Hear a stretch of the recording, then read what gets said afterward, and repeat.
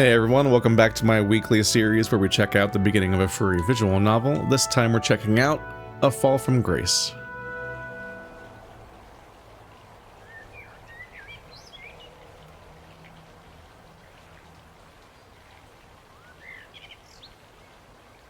That statue don't got no clothes on. And checkmate. I win. It's not fair. You're so much better at this game than I am. Oh, Cedric, you can't be good at everything. Besides, you did fine today. A worthy effort indeed. That's easy for you to say, you've just won. Cedric folded his arms angrily as he turned to look the other way from where his friend Victor was seated. The two were resting in a shady spot in the large garden that stretched out behind Cedric's family home. The chess match had taken up much of the afternoon, and by now the sun was beginning to set, soaking everything with a beautiful orange light. The small lake, the various trees, garden foliage, and statues that had an almost magical look to them, as if they were friendly spirits gently watching over the two. Come on, you have many other talents. Such as? You're a great artist. I've seen your sketches. They're absolutely fantastic. The one you drew for my dad was amazing. You're just saying that. I'm serious. He's still got that hanging on the wall above his bed. There was a short pause as Cedric smiled at Victor's kind words. Thanks. I appreciate it. Although I know my parents would not agree with you one bit. Your parents are wrong about a lot of things. Art's one of your great talents. Being pedantic is another. Oh, shut up. The two laughed as Cedric got up and stretched a little before gazing toward the setting sun. Your garden looks so beautiful today. Cedric was only half listening and turned to face the fox a few seconds later. You know, it's not fair my family has all this. When we're older, I'm going to make sure you're given half of this property at least. Victor let out a slightly melancholy chuckle. Don't make promises you can't keep, you rascal. I mean it. You're my best friend, and I'd give anything I have if I could. I'd love to see your family live in a home as lavish as mine. Well, I might be foolish, but I still believe in miracles. Victor got up, walking to where Cedric was standing, and gently held his friend's hand. Promise me you'll never leave, Vic. What? Promise me you'll always be here with me, no matter what. Where is this coming from? Of course I will. I know, I just need to hear you say it. Please, Vic. You have my word. I'll be by your side forever, Cedric.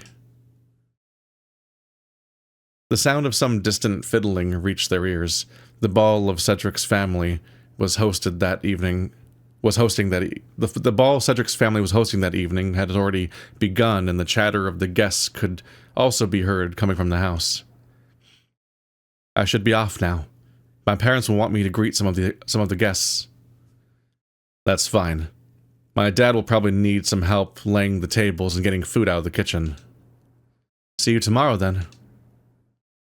Victor smiled reassuringly as they started making their way back towards the house at a rapid pace. See you tomorrow. And with that, the fox was off, soon fading out of view in the dimming light of the evening. So I take it one of them's some sort of aristocrat class, and the other one is the help, essentially, like the servants that are on the grounds. Cedric, listen to me. We're worried about you. You should be ashamed of yourself. Look at me. You're never to see him again for as long as you live in this house. Is that clear? Have you no consideration for your own parents? How many times have we had talks like this? All for nothing. We hoped you would have heeded our advice by now. Cedric, you never listened to us. We've warned you time and time again, and we've had it. If you keep wasting your life away mingling amongst people like him, then we have no choice. As of now, you are no longer welcome in this home or as part of this family until you smarten up. Maybe we should have done this long ago, but perhaps the real world will knock some sense into you. Now get out. Cedric suddenly opens his eyes, startled by the loud noise he'd heard. He looked around worriedly, wondering where it might have come from. Then he then noticed a mug next to him and quickly realized the noise he'd heard was actually just someone slamming it into the table. Cedric? Hey, are you alright? Cedric jolted as he felt someone tugging at his right sleeve. For a moment, he had been overcome by thoughts and memories he often did his best not to think about. He sat still for a while, staring numbly at the lion sitting beside him. Are you all right? The lion's tone became slightly more insistent as Cedric noticed how ridiculous he must have looked to everyone sitting nearby. I'm fine. Sorry. I went quiet for a bit there. I was just thinking of something. Whatever it is, can I not wait until tomorrow?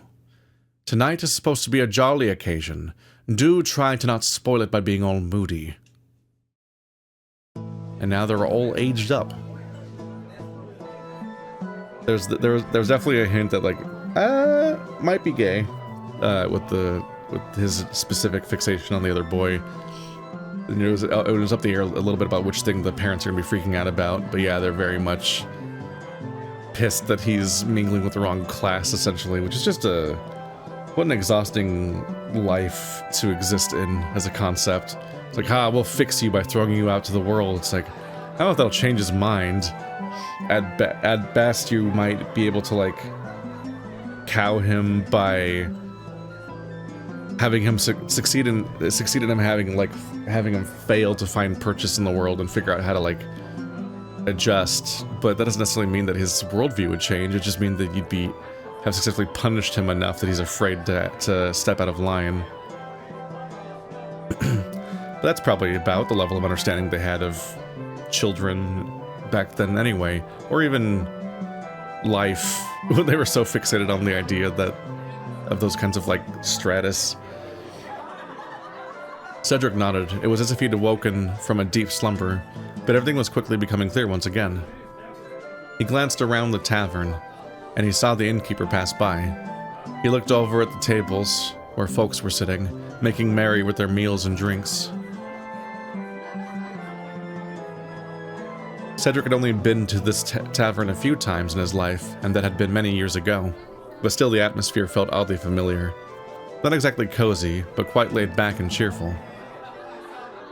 The lanterns hanging from the wooden beams, the old stone walls as well as the wooden barrels above the counter all gave the place a rustic feel. He still felt slightly uneasy though, and a bit of envy got the best of him as he gazed at the other patrons sitting at their tables and enjoying themselves. Finally, he set his eyes on the familiar shape of his friend, Lysander. By now the lion had gone back to chatting and drinking with the two friends he'd brought along for some company. Cedric was adamant about not wanting to spoil the mood, and soon joined in the playful banter. I swear, if that bloke at the table from the far left has anything more to drink, he'll fall off his chair. We'll have some good company if you keep this up, Bill. Isn't it your 5th pint? For Bill, that counts as number 1. How are you doing, Cedric? You seem a bit quiet just now. Oh, I'm fine. That's Cedric for you, always so glum at the worst possible time. Hey, I didn't decide to... You know what? Never mind. Still staying at Lysander's aunt's place? Since his parents kicked him out, yes. Cedric scowled as the others laughed. Ly helped me out. Luckily, his aunt's a lovely old lady. It was the least I could do, considering the blame for the whole endeavor falls upon me. What do you mean? Well, you fellows know I am not the best at saving money. Cedric is of a similar disposition, and his parents got tired of it. Oh, I see. You're lucky as You're lucky your folks are as rich as they are, Lai. You might be in a comparable situation. No need to lecture me, Jack. Cedric is already good enough at that. Hey. If there was one thing Cedric didn't like about Lysander, it was the fact that he didn't know when to ease off on the insults, even if it was all in good fun. But overall, he was a pleasant person to be around, and Cedric was very grateful for him, for his assistance since he'd essentially become homeless. The last few months had been tough on him, but Lysander had been there to help him through thick and thin. So just months. I thought it might have been like a much longer time jump. Because they almost looked like they were still kids back then. Before he could lose himself to his thoughts again, he focused back on the conversation at hand, which had turned toward drinking games. This one in particular was a favorite among the group, giving each other dares that would normally be simple if they weren't also drunk. Cedric, your turn. Alright, Jack, run around the table 3 times. Sure. Jack was already beginning to slur his words slightly. All the more reason it would be funny to see him try and run around in a circle. Haha. It's way too tame, Cedric. Be nasty. Cedric simply cannot be nasty. It goes against his sweet and caring nature. Well, someone's in love. Jack was stumbling around the table and almost lost his balance after saying that, much to the amusement of everyone. Lysander, however, had seemed to go a bit more red in the face at the comment. Your turn now, Bill. Very well then, Lie. Huh. I should have known you would choose me. What sort of Herculean task must I accomplish this time? I'm like, hold Cedric's hand. Oh, I was right, actually. I walked it back slightly. You like Cedric so much, I want to see you kiss him. Jack fell onto his chair after completing his task. Oh, that's a good one. The color seemed to suddenly leave Lysander's face as he sat there in shock. He began to collect himself quickly, however, and crossed his arms angrily. That's silly and immature, and I'm not going to do it. Ignore how much I'm blushing right now. Come on, Lie. Since when were you concerned about being mature? Shut up, Bill. I'm not doing this. Think of another one. Things were beginning to grow a little tense, and Cedric tried to alleviate the thickening atmosphere. It's alright, Lysander. It's just a game. It's disgusting is what it is. I'm a man, not some sort of silly girl you think you can make fun of. Okay, he's not taking this well. Not even a kiss on the cheek. That's perfectly acceptable. Be a good sport. At this point, Lysander's face had seemed to grow even hotter. Whether it was from embarrassment or anger, the boys couldn't tell. Fine. Lysander quickly leaned in and gave Cedric the lightest of kisses on the cheek. So light, in fact, Cedric almost didn't feel the lion touch him at all. The others cheered and had a good laugh, while Lysander looked somewhat relieved but still very uneasy. Happy now, you perverts? Your turn next, Lie. You've earned it. Lysander let out a sigh and allowed the familiar spark of mischief from earlier in the evening to return to his eyes. Very well, Jack. I want you to do the same thing to Bill. The rest of the evening seemed to fly by as the group passed time joking, drinking, and enjoying themselves with gay chicken.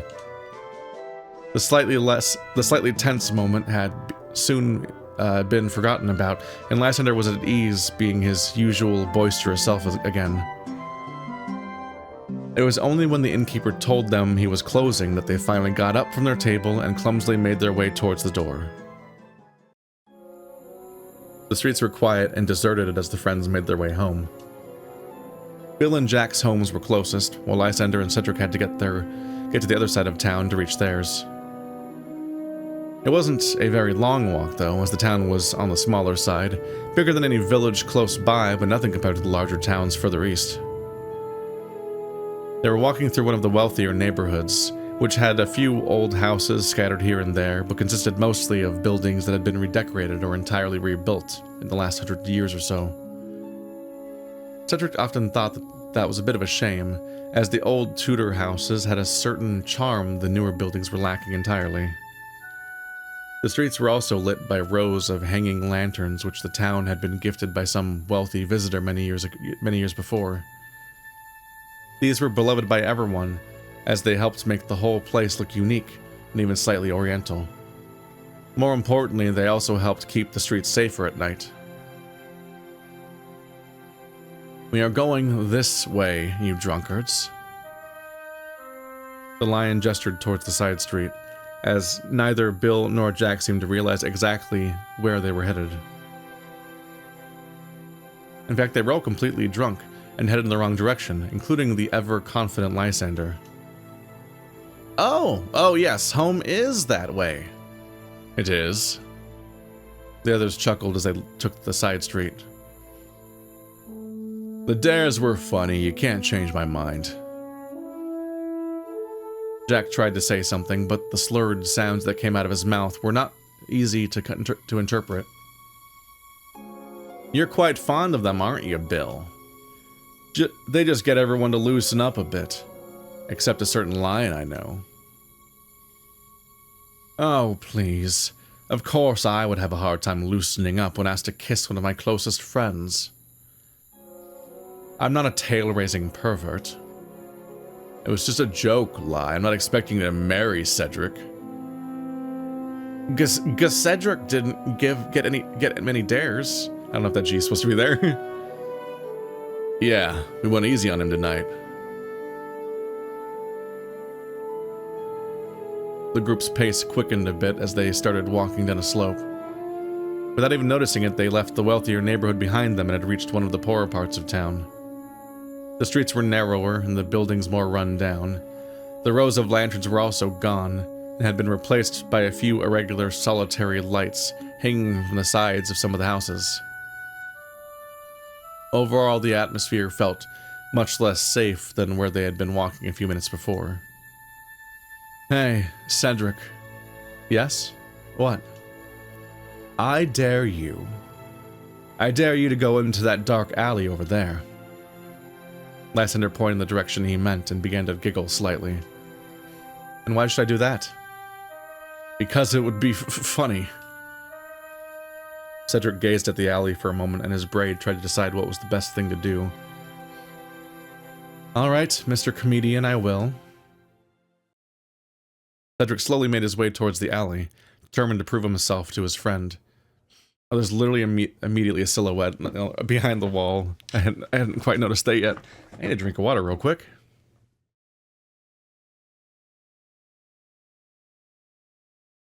Damn. Cedric moved his way towards the alley, determined to prove something to his friend. What that something was hadn't made itself entirely clear, however, and he began to hesitate as he got closer. "Come on, you can do it." "Go on, you chicken." Something didn't seem right. Cedric came to a halt and glanced worriedly at his friends before finally stepping into the alley and out of sight. And if Cedric had turned back then and there, perhaps nothing might have happened that night. Oop. Oh. That's not a great sign. That's some sort of creed of assassins abound. In fact, none of the friends would have encountered the masked figure who was waiting for them in the shadows. Lysander and the others stood still for a moment as they waited for Cedric to reappear. "Hey, Cedric, you alright?" "Why isn't he coming back?" "I don't know." "Where is he?" A few seconds later, the coyote finally re-emerged from the darkness. The others were very relieved to see him. "He gave us such a fright." But they soon noticed that there was someone else with him. And this someone was holding a dagger to his throat.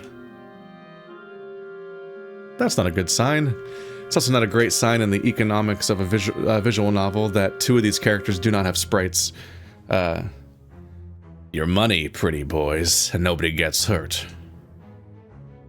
The group stopped in their tracks as the figure walked up to them. There was a short and awkward silence as they began looking around worriedly. None of them were sure what to do, let alone if this was real and not some drunken hallucination. I said, your money, if you want your friend to make it home tonight. The bandit's tone became more like a growl. Cedric squirmed a bit as the blade began to press into his neck, his anxiety rising by the second. Please, guys, do as he asks. Bill was the first to move, taking a step forward and fumbling with something in his pocket. Nice and easy, boy. Just like that. The moonlight reflected upon the metal that Bill drew from his pocket, illuminating not coins, but something with a handle. Let him go, you lowlife bastard. In an attempt at drunken bravery, Bill grabbed a small pocket knife and rushed towards the aggressor. The bandit let out a sigh at this, shaking his head. They always had to make things difficult. As Bill got closer, the bandit sidestepped out of the way with Cedric. Unfortunately, he'd failed to take into account the drunken sway of the man. The pocket knife's arc turned unexpectedly, slicing through Cedric's upper arm. The bandit released his grip and used his now free movement to grab Bill and swing him back towards the others, stumbling briefly before falling and rolling onto their feet. Ah! Cedric fell to his knees, gripping his arm as he yelled in pain. Bill managed to get up and decided that making a run for it now was the best option. He was quickly followed by a stumbling Jack. Lysander stood there for a few more moments as he looked around with sheer terror on his face. The bandit put his arm around Cedric and forced him up again, returning his dagger to the coyote's neck once more. Your money, or I'll slit your friend's throat. The lion was off like the wind before the bandit even managed to finish his sentence. Lysander! Hey! Help me! Lysander turned to glance at his friend, but showed no sign of wanting to slow down. The two shared one last look, their eyes filled with terror at the thought of what this was the last time that they'd ever see each other. Lysander also had a look of regret about him as he abandoned his friend, knowing the bandit would certainly kill him. The lion soon disappeared from view and was swallowed by the dark of the night. The bandit let go of Cedric, who fell onto the ground. He slowly paced up and down, close to where Cedric was crouched, panting and clutching his arm as the blood that started to pour out of his wound. He was feeling dizzier with each passing moment, and everything was starting to grow dim. Well, that's spaled spaled? Alright. Not my A game, apparently. Well, that failed spectacularly. Fuck. The bandit threw one of the daggers to the ground in frustration and let out a long sigh. Then he turned to Cedric. It's his boyfriend from the flashback! I have no idea if it is. The fur color might match. At least I got one of you. Now be a good boy and keep quiet. He knelt down and reached for the victim's pockets, dagger still held with precision towards his throat. There was a moment then, and the bandit froze as the moon appeared from behind the clouds, allowing him to get a better look at said victim. Am I right again about what's happening next? What the? Cedric, is that you? But by now, Cedric was not able to answer, as he felt his eyelids grow heavy and everything around him quickly transitioned to pitch black.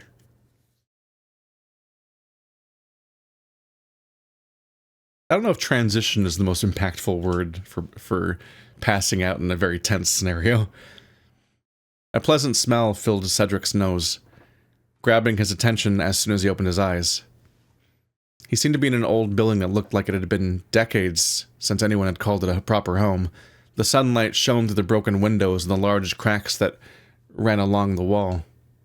By now, Cedric was fully awake and was starting to become worried as his mind began racing, the events of the night prior catching up with him.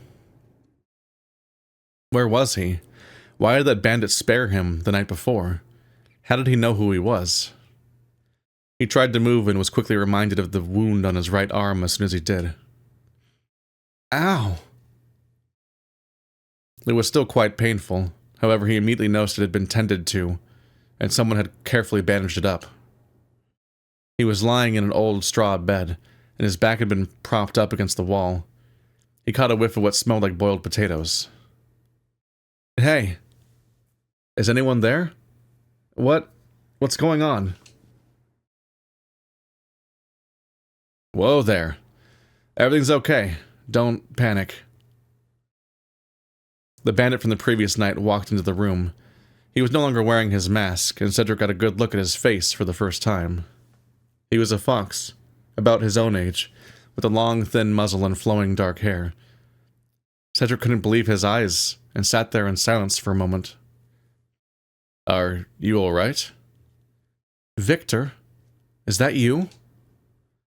Cedric, it is you after all. The fox smiled gleefully as he put down a plate with a couple of boiled potatoes next to where Cedric was lying. It's nothing much, I'm afraid, but this is the food I had. I did manage to get some good bread the other day, but I finished it yesterday evening. Sorry. What are you doing here? I mean, where is here? Well, it's fairly simple. This is how I live these days, and this is where I stay when I'm in town. Yesterday evening I decided I would mug a couple of drunks, but that didn't go too well, as you know. And then I realized one of them, the one who ended up getting stabbed, was you. I'm sorry about that. It's okay. I'm just taking this all in. It might not be that okay. I don't know how good the survival rate is for stabbings back then. Of course, you'll need a moment to gather your thoughts. Cedric was dumbfounded. He could never have anticipated this. It was as if he was dreaming, and he almost felt like pinching himself to see if this was actually occurring. He thought it might be best to try and have some casual conversation for the sake of it, rather than just sitting there like an idiot. How are you doing? As well as can be, I guess. Just getting by any way I can. But what about you? How are you doing? Obviously not too well right now, but you know what I mean. Not bad. Just living my usual and slightly boring life. This was followed by some more silence, as Cedric quickly realized small talk wasn't going to get them anywhere anytime soon. I feel like he should be a little more shocked. A little more betrayed, a little more upset, more immediately. Just because it's a very emotionally tumultuous thing. There's like a shock at finding out, like, I'm an upper-class sheltered boy, so oh my goodness, my childhood friend is a bandit that mugs people and lives like this now, and also attacked me, and also my friends abandoned me, and one of them hurt me, and they all thought to run away instead of give up their money. So that's your life upside down, and that guy was your support network because you've already been betrayed by your family. I'm just saying there's more to unpack here in a somewhat more intense emotional state, I think. This was followed by more silence, as Cedric quickly realized small talk wasn't going to get them anywhere anytime soon. He glanced away from Victor for a moment as he gathered the courage to put what he was thinking into words. Victor, you've become a bandit? How did that happen? There it is, or that's some of it at least. Victor remained quiet for what seemed like quite a while. Putting quiet and quite in the same sentence is cruel. That's a story I'd rather be telling your parents about than you. What do you mean? Are they directly responsible for? No, it's not like that. It's just, after they forced my family to leave the estate, we had no money at all. My father began looking for employment elsewhere, but it wasn't easy, so I resorted to stealing. It went well at first, but I should have known it wouldn't last. One day I was caught, and they threw me in jail for 2 excruciatingly long years. Using the number 2 feels weird. During that time, my dad found a job, and once I was free again, I found out my family wanted nothing more to do with me. As such, I've had to make my living this way. So, yeah, I moved from town to town, but I've always stayed in and around this area for now. Cedric had often wondered what had happened to Victor, but actually hearing the whole story from the fox for the first time was quite a gut punch. How much time has passed? It was like a few months before, right? But there... Huh. Does it sound like Cedric has been helped by his friend for a few months after being kicked out? But then Victor has been in jail for 2 years, plus any other surrounding time in the time it took for him to get caught, or even resort to that in the first place, in the time where, in the time since he got back out. So I guess, I don't know. I'm a little unclear on the timing with Cedric then. Although it seems like, I thought the two things more or less matched up when they kicked out the family, when they kicked out their son. Because I don't know who their son would have been interacting with to piss them off after Cedric was, after he was gone, Victor was gone. He felt awful about it. Worse than that, he felt completely powerless as he hadn't been able to do anything to help his friend when he needed him the most. Victor, I had no idea. I haven't seen you since the day my parents forced you to leave. I want you to know I was always completely against it. You were my best friend. I still can't believe I'm actually talking to you. It is a strange situation, isn't it? The fox smiled gently as he began eating his share of the potatoes. What must you have thought of me when you recognized me, a drunken idiot whose life is in shambles? I'm ashamed of myself. Oh, come on. You got nothing whatsoever to be ashamed of. You seem like exactly the same lovable idiot I used to know. The lovable idiot who always used to get you into trouble, you mean? Remember that time we stole all my father's wigs? How could I forget? That was your idea, you rascal. Yeah, and you went along with it. We weren't always up to no good, though. Sometimes I was busy beating you at chess. Hey, I won a fair amount of matches. Victor gazed at the coyote with an amused but skeptical look. All right. More like 2, but I still won. What about art? Have you kept up with drawing? Cedric looked away, as if he were slightly embarrassed Victor had brought up the subject. I gave that up years ago now. That's a shame. You were seriously talented. The two kept chatting as they ate together. Cedric had almost forgotten how close he and Victor were. It didn't take long for either of them to feel comfortable talking about anything. Cedric couldn't help feeling a sense of shame throughout all this. Victor had been through so much, yet here he was making the best of what he had. Cedric, on the other hand, he'd seemingly squandered away his life as well as his fortune, and was left with almost nothing. He needed to turn things around. He needed to fix his past mistakes, and he needed to get his act together. After talking for what quickly became more than a few hours, Cedric was doing much better and felt ready to head home. He told Victor as much, and the fox nodded in agreement. Yeah, you should head back before anyone gets too worried. I might just have to ask you one favor first, though. You're a great friend, and I trust you dearly, but I must make sure no one can find this hideout, so... He hesitated for a moment, looking slightly embarrassed. I'm gonna have to blindfold you for a bit. Oh, I understand, of course. Just... I can't guarantee I won't die while walking down those stairs. I'll make sure you don't meet a premature end, don't worry.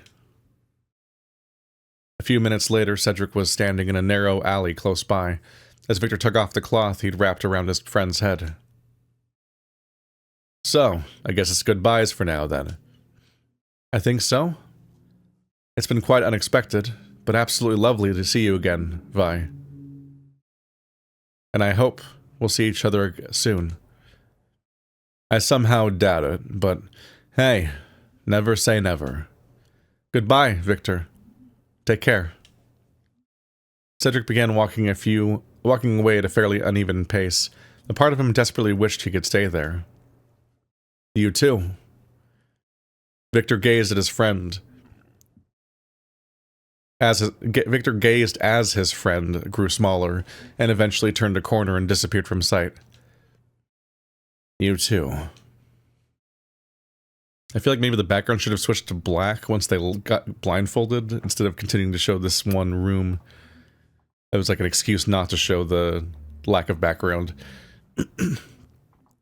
He almost muttered to himself that he felt his heart sink at that thought of being... he almost muttered that to himself as he felt his heart sink at the thought of being separated from Cedric again after so many years spent apart. Might have wanted to plan some way of interacting with each other ever again. Just any kind of way of contacting each other. Cedric was walking at a fast pace as he thought about everything that had just happened. He felt reinvigorated after seeing Victor, and although he hadn't spoken of this to the fox, like he'd be able to turn his life around and perhaps prove to everyone, including himself, that he wasn't completely useless. He was on his way to his parents' house. This was another spur-of-the-moment decision, but he felt like he needed to have a proper talk with them.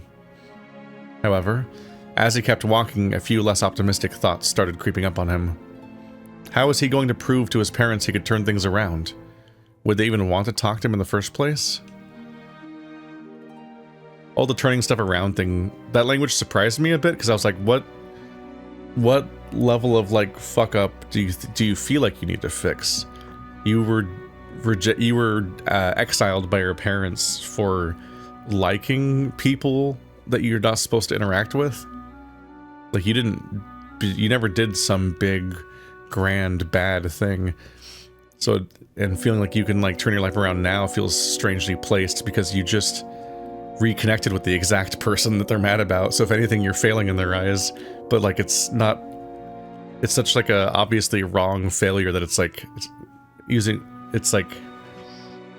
I struggle with the language of, like, turning your life around and, like, the idea that he needs to, like, redeem himself. Just because, like the way that he's thinking that from his own, like, internal thoughts, as opposed to, like, how do I get what I want from these people, or how do I, like, get them to get over this, or something like that. Or, even how do I lie to them and get past the fact where they think that, I like these people. Because, like, he hasn't turned that around, if he thinks that he needs to actually atone. He also began thinking back on that day, many years before, when Victor's family had been forced to leave his home. Cedric's father said it was because it wasn't right for the son of a nobleman and the son of a servant to be as close friends as Cedric and Victor were. And they most certainly were the closest of friends, and there was a time when they'd spend most of their waking hours together. As he kept walking, Cedric couldn't help but wonder if there was some other reason why his parents had been so worried about their friendship. Soon, he reached the old building, whose imposing appearance grew more menacing with each step he took towards it. He reached the door and stood still for a moment. There was nobody around, and only a faint sound of a cart passing by in the distance broke the overbearing silence. There was a damp feel in the air as the sky grew more and more overcast. Okay, Cedric, it's now or never. All you've got to do is knock. I don't think it is now or never. Just knock. He automatically raised up his right arm, immediately remembering that it was still quite sore. Ouch! Damn it! Cedric paused for a moment as he gathered his courage. Then the moment turned into a few minutes. And soon the few minutes became far too many. He slowly lowered his arm and began moving away from the door, looking utterly defeated. And it was going to go this way. What was I thinking? As if they'd take me in again after everything that's happened. Cedric let out an aggressive sigh as he quickened his pace and walked in the direction of Lysander's aunt's house. Are they gonna let you back in? As soon as he set foot inside, he was greeted by the familiar, flowery perfume the entire house emanated. Aunt Jane was sitting in her chair, having one of her many daily cups of tea. She didn't move, but clearly noticed Cedric's arrival. Is that you, dear? Good afternoon, madam. Where have you been? I was starting to get worried. Cedric knew she didn't She actually didn't really want to hear his reply to that, as the poor lady couldn't concentrate for very long, but he tried answering anyway. Well, a lot of things happened since last night, and let's just say I tried to... That's nice, dear. Have you seen that blue china bowl I use for soups? I'm sure one of the servants has nicked it. No? No, I haven't. He grumbled as he sat down on his usual chair and tilted his head up towards the ceiling. Margaret's stepsister's cousin's husband came to visit me yesterday. I genuinely have no idea who you're talking about. Cedric wasn't doing a good job at hiding his rising anger at the current situation he was in. He's lovely and gave me 2 beautiful candlesticks like the one your grandfather used to own. Madam, I'm not your nephew. I'm his friend, Cedric, remember? Oh, of course, Cedric, dear. For a moment, I thought Lysander was here with us. Speaking of Lysander, where is he? He told me he was visiting his parents this morning. Did he mention me at any point? I can't recall, dear. Cedric snorted sarcastically. There's some alliteration there. At the thought of what kind of person would leave their friend in danger and not even bother to find out what happened to them. Lysander was such an inconsiderate, egocentric prick, and the coyote began to wonder why on earth he was still friends with him. Pity, apparently, is the person that's put up with you. It was at that precise moment the door swung open and the lion himself walked in. Is lunch ready? Haven't you already eaten, dear? I had lunch a few hours ago. Lysander was taking off his overcoat and hadn't even noticed Cedric. Well, I have not, so I would appreciate some food. All right, Lizzie. Aunt Jane got up from her chair and headed towards the kitchen. I told you not to call me Cedric, what on earth happened to you? You're all dirty and bandaged up. Oh, that's a laugh. You asking me what happened after you left me at the mercy of an armed bandit. Well, what was I supposed to do? Run into your arms and get stabbed to death? Calling for help would have been nice. Cedric raised his voice and he started to get up from his chair. Look, I panicked, okay? I am glad you came home safe. Well, you certainly didn't bother to find out if I was safe up until now. Shut up, Cedric. The whole world doesn't revolve around you. Nor you, you bastard. If you actually asked me how I was doing, or what happened, I could tell you a really interesting story. But no, just Cedric overreacting as usual. Lysander didn't miss a beat, picking up on what Cedric had just said. What interesting story? Cedric paused as he stared furiously at the wooden floor, worried he might have said too much. Yeah, are you going to expose that it's your childhood friend that did that? Come on, Cedric, I am curious after all. It probably would have been safer not to tell Lysander anything, but Cedric thought it was the best to be honest with him. That was a bit of an excuse, though, because in reality all he wanted was to be able to tell someone else about what had happened to him the night before. I'll keep it short, as I don't feel like talking much right now. The bandit turned out to be someone I used to know very well, an old friend of mine. What? It's no big deal. He was the son of one of the servants that used to work for my parents. We were great childhood friends. You were friends with the son of a servant? My apologies, Cedric, but that is ridiculous. What could you possibly have in common with the likes of someone like that? Friendship doesn't distinguish between classes, Ly.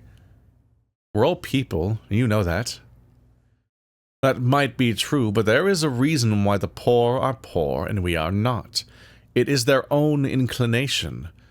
For if they worked hard enough, they would be just like us. And you mingling with someone like that worries me a lot. You know what? Why don't we have this talk another time? I'm not in the mood for your stupid ideas. All right, then, Mr. I spent time with the common folk but cannot spend more than 2 seconds with my friend. Have it your way. Lysander stomped off towards the kitchen, and Cedric sat back in his chair, staring at the ceiling once more. The more he thought about it, the more he realized just how much he actually disliked Lysander. And to hear the lion talk about its greatest friend so dismissively certainly didn't help. Most of the day went by as Cedric kept to himself and his thoughts. Mainly how much he found Lysander annoying, and how he blamed him for getting him into this current situation. Which situation? He's like kind of tied into the part where you got stabbed, but otherwise your situation is that you reunited with a friend that you were happy to see. So you kind of had a decent day besides the stabbing. And Lysander didn't cause you to get kicked out by your friends, your parents. Cedric had never been good at saving money, and after he'd met the lion, the problem had only gotten worse, to the point that his parents had ended up forcing him to leave and hadn't sent any money since. Huh. That's the real reason he was kicked out. Okay, so I've been on the wrong page with some of this stuff, because the way that the intro transitions to him hanging out with Lysander makes it seem like his parents kicked him out specifically for hanging out with Victor. He just wouldn't stop or something, so they kicked Victor out. But I thought that he also got disowned over that, because it didn't seem like it was a separate problem. Now Cedric concluded that for some reason he'd almost been hoping Lysander would be a good replacement for Victor, which is clearly not the case. Lysander was snobbish, petty, and selfish. Victor, on the other hand, seemed just as kind, caring, and sweet as he used to be years ago. Minus the part where he holds people at knife point. Eventually, Cedric spent most of the evening thinking about the fox, and just how much he'd like to see him again, to the point that he wondered if this was becoming a bit of an obsession. But he now knew he had to see Victor. Cedric spent the next few days searching the town streets, hoping to come across Victor by miracle. He had no lead, and the fact that Victor moved from town to town and had spent most of his life in hiding certainly didn't help.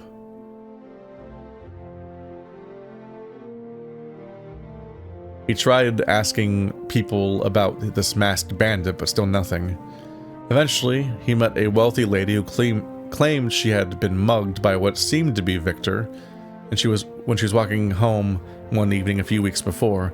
Unfortunately, she'd been so scared that she couldn't give him any other details.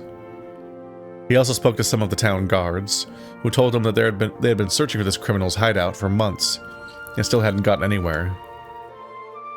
Cedric kicked himself as he wished he'd paid more attention to where the old building was while he was there. But he did get escorted out blindfolded, although I was curious how effective that would be, because you are walking with your own feet, so I feel like you might have a sense of space that would kind of make it hard to tell. It'd make it hard to throw you off. Particularly when he said they took you to an alley nearby. I'm like, that's not very far. I feel like you know what directions you went in over the last few minutes, in a way that you could probably guess which building it was. The light was starting to fade as Cedric walked past the tavern. He hadn't been there since the evening he'd met Victor, but seeing as he had gotten nowhere yet, he figured he might as well just take a quick drink there. I thought this was the next day still. Perhaps he could ask the innkeeper if he knew or had anything about the bandit. Or heard, I think. As soon as he was inside, he noticed a large wanted poster stuck to the door whilst he was closing it. And the image fully matched Victor's masked appearance. Alright, time for some water, apparently.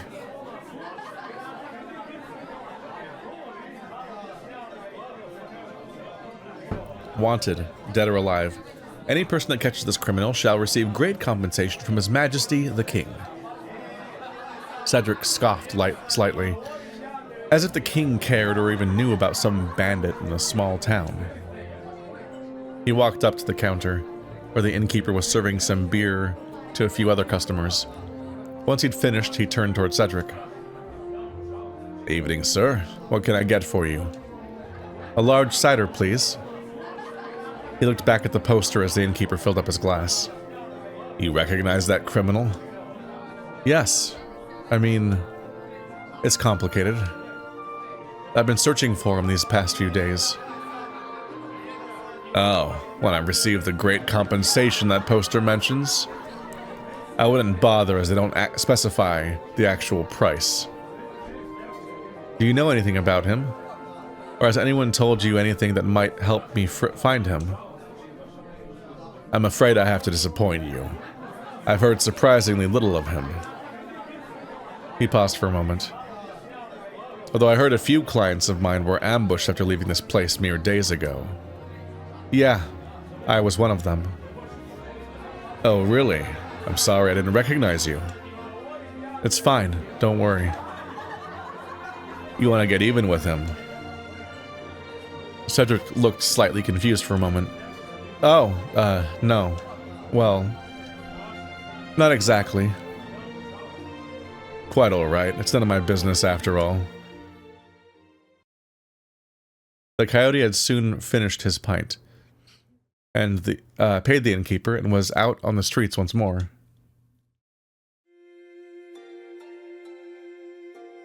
It's interesting that that coyote was chosen as like the more regal species. Like it's fittingly tropey that the other guy who's a dick is a lion. Because you almost expect him to be a wolf or something, whereas like being the thief character, it's not that surprising that he's a fox, but actually a coyote would fit pretty well there too. There's similarly like, kind of like scrappy Western United States wildlife. Actually, I don't know about Western. They might be everywhere. They're definitely here. I definitely see coyotes here in California. It was dark now, and the streets were quiet, much like the night when he'd been walking home with Lysander and his friends. For a moment, it felt like he was still wandering along the alleys with them, and that none of the events that followed had actually taken place. As Cedric marched on, he turned a corner. At that precise moment, he thought he caught a glimpse of something. No, someone. He was sure he saw a figure on one of the rooftops that looked like Victor. It had to be him. But as soon as he noticed, it was gone. Everything was silent and still, just like it had been a few seconds before he saw the figure. It could have been anything, perhaps a large bird. Cedric sighed, and he quickly concluded his mind was starting to play tricks on him, and that it was probably best if he got home and had himself a good night's sleep. Hunting down the Batman. It's probably a pretty dangerous hobby to pick up, because like you never know who else you're going to run into of a similar disposition that isn't your childhood friend. Then he felt a hand on his shoulder. Hello there, pretty boy. I thought I recognized you. Cedric turned around excitedly. Victor! Shh, keep it down. Don't say his name at his masked face. Victor clapped a hand over Cedric's mouth to quiet him. You silly dog. I'm a wanted criminal, remember? Sorry, it's just I've been looking for you. It was wonderful seeing you again, and I've been thinking about you a lot these past few days. Victor was excited and somewhat amused at the idea that his friend had been thinking about him so much, especially because he had been doing the exact same thing. Suddenly, he became self-conscious of how close he and Cedric were standing to each other, and how his body was pressed close to the coyote's. This was probably too close for either of them, he thought. He quickly let go and took a few steps back, brushing his coat and gathering his composure. Likewise, Cedric. Look, why don't we talk somewhere more private? I'm sure we have a lot to say to each other. Of course. A short time later, they were back in Victor's hideout and were sitting in the room Cedric was starting to become quite familiar with. Victor had lit a few candles and the atmosphere was unexpectedly cozy. Did he not use the blindfold this time? Cedric was on the old straw bed again, whilst the fox had pulled up the only chair in the room. So, what's on your mind? Why were you looking for me? Well, the main reason is that I really wanted to see you again, but I also needed someone I could talk to. Basically, I'm stuck. I'm in a bad situation with no one I can really count on, and seeing you just made me realize how much I've lost. Victor was silent for a moment, then scoffed. How much you've lost? Cedric, I'm a wanted criminal having to spend my life in hiding, knowing my parents don't want to see me ever again, and that I most likely will never make it out of the mess I'm in. While you are the son of a nobleman that's just having a moment of crisis during his perfect life. With a steady income, a family he can return to, and friends he can rely on. Not to be rude, but I think you don't really understand the situation. My parents kicked me out of their house months ago. I have no money, and to avoid sleeping on the streets, I've had to stay at my friend Lysander's aunt's house. Well, I thought he was my friend at least. In the last few days, I've noticed I don't really like him at all. Hell, he's one of the people responsible for my downfall, always inviting me to parties, balls, gambling houses, and so on. After all, he can spend all the money he wants. His family is the richest in the whole country. I can't afford this luxury, and I was a fool for thinking there would be no consequences to my actions. And now I'm stuck, just like you. The only reason it doesn't look like it is because my appearance and fancy clothes. That didn't feel like a very satisfying note to end on, but Cedric couldn't really think of anything else to add. So he sat there in silence and he waited for Victor to say something. I'm curious what the aghast expression is going to be indicative of, because it could be, oh my god, I'm so sorry, I didn't know about that, but could it also be like, okay, so you still don't really have any real problems, right? Once again, wanted criminal, exiled from my entire family, probably will never dig my way out of the mess I'm in, and might be dead in a few years. But, oh no, you don't like the person you're rooming with right now. Dang. It didn't turn out to be your biggest friend. Or in particular tinted with a lot of, like, the extent to which that Cedric did this to himself. It's more tragic if it's like he was kicked out because of Victor, which is what I thought at the time. But he got kicked out because of his own bad habits. Like, he was, like, kind of financially ruining their family. So he actually had a bunch of unrelated problems and he actually got kicked out for reasons unrelated to his family's, like, bigoted behavior or outlook. Which makes it more on him and it kind of makes him less sympathetic. And so his complaining with that don't take nearly as much ownership of his mistakes. It's actually kind of a mess. Like, he's kind of blaming Lysander, and it's like, I mean, yeah, he's even more privileged than you, so he'll make a really annoying and self-defeating mistakes because they don't actually have consequences. But you still did have to keep doing the thing you needed to stop doing. And going by the flashbacks, it seemed like his parents had been repeatedly warning him, and he just needs to stop that. It's on some level, it still feels intuitive just to have him have been kicked out because of Victor instead of this whole, like, more convoluted bit. But it depends on how they're trying to characterize Cedric in the first place. I'm sorry. I didn't mean to say that, and you're right. I had no idea what you'd been going through.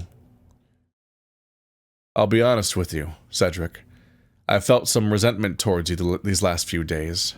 That was because I didn't know what had happened to you. I just naively assumed your life was perfect. Yeah, I mean, it'd be really annoying to run into him again, even if you like him as a person, like as somebody to talk to. It'd be really frustrating to encounter the person that your life was ruined over. Like, his life was ruined because of this whole situation, and then Cedric's just going down the street, just dressed normally and getting drunk. I understand. I was too embarrassed to tell you about it all the other day. Victor got up from his chair and slowly walked towards the door. He opened it, and Cedric got a glimpse of a small, winding staircase beyond it. Follow me. I want to show you something. Cedric walked over to where he was standing, and the two made their way up the stairs. Can I ask you something? Anything you like. I was thinking back on the day you left.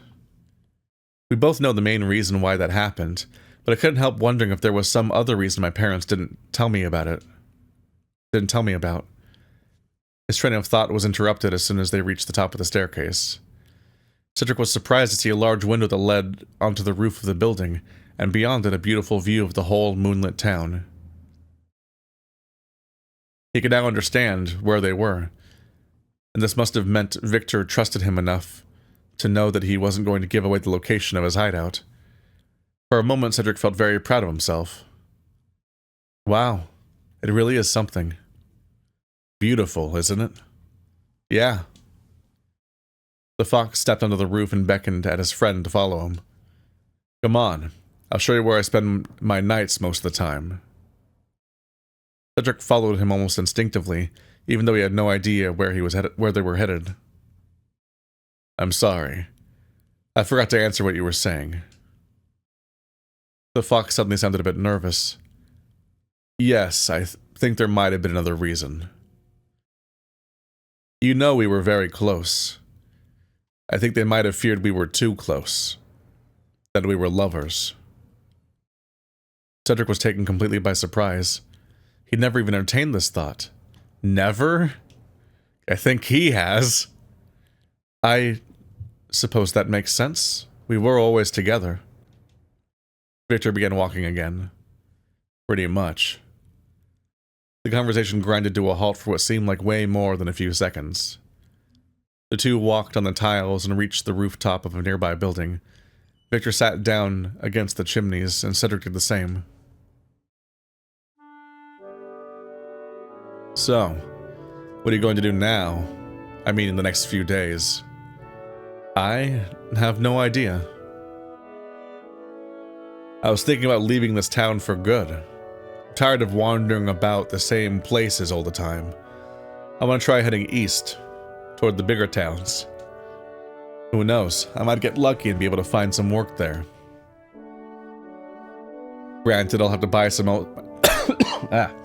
I'll have to buy myself some new clothes and change my appearance as well as my name. But it would be more than worth it for a fresh start. For a moment, Cedric became worried he wasn't going to see Victor ever again. Trying to suppress the bubbling panic, he gathered his thoughts and answered the fox somewhat jokingly. Maybe I could run away with you. It's not like I have many other options anyway. Victor looked at him, and suddenly his eyes seemed to light up. Actually, that idea isn't half bad. You could come with me. I'd be happy to have a traveling companion. You mean it? Of course. Life's way more fun when you've got some company. I've had someone to talk to besides myself. Between the two of us, I've talked to him way too much anyway. He noticed Cedric was looking a bit uneasy and was likely conflicted about the whole matter. He leant towards him and held his hand reassuringly. Look, think about it, and if you decide you're serious and you want to come with me, meet me on the outskirt of town tomorrow night. Tomorrow? Cedric asked, even though he'd heard that the first time. I will. I need to think it through, but you have no idea how much I want to. The two of them spent another hour sitting there, quietly chatting and just enjoying each other's company and the beautiful view of the rooftops. It was moments like these, Cedric thought, that made life really worth living. How big is the outskirts of town? In a specific direction, even? I just wonder how they'll find each other. But yeah, that's an interesting setup. It has a decently strong pacing where there's like there's just like a kind of like a whole arc played out actually already. So we don't have. This is not an example of a game that fails to escape the first room in the first hour, which there are examples of. There's a bit of a. I could have misread something, but I do feel like the intro is a little confusing at filling in his backstory, and maybe you don't need to hide the information about Lysander all the way until he's basically leaving. Like maybe you could just explain it in greater detail sooner on to set straight what's going on there. Otherwise, like there's a bunch of lingering, confusing things about the timeline where it seems like it's only been a few months and 2 years, and it's unclear how those are different numbers and so on. But yeah, decent start, lots of scenes, lots of expressions on the characters. Don't know which ones show up again or which ones don't. I was probably right to think that the two other friends aren't really major characters, but they didn't die the way that I thought they might have, because well, I did end up just piecing together that the thief was going to be the old friend. There's a couple times like that where it was funny that I picked up on that. But no, it does. Despite the bit of baiting between friends, it seems like Lysander does not have any similar feelings. So this is not just an aura our protagonist has on people around him. It's a little tragic that it does seem like Victor already had feelings for Cedric because of the way they stood close together and that kind of moment of realization. It seemed like they were hinting at the idea that he did already have feelings, so that the fact that we know that Cedric had never had the thought before is like, it's a bit tragic. You're like, oh no. Interesting that the narrator is kind of omnipotent, or particularly it tells us what both characters are thinking on a regular basis, so it's not kind of, even though the perspective is stuck on Cedric, the narrator does not seem to be stuck as being Cedric's thoughts, which is a bit unexpected. But anyway, this has been A Fall from Grace. You can check out the link in the description to itch.io to check out the rest of this game and how much is out so far for free. And there's also a link in the description to a playlist where you can find a whole lot of other videos I've made just like this one. So thanks for watching like always, guys, and I'll see you next time.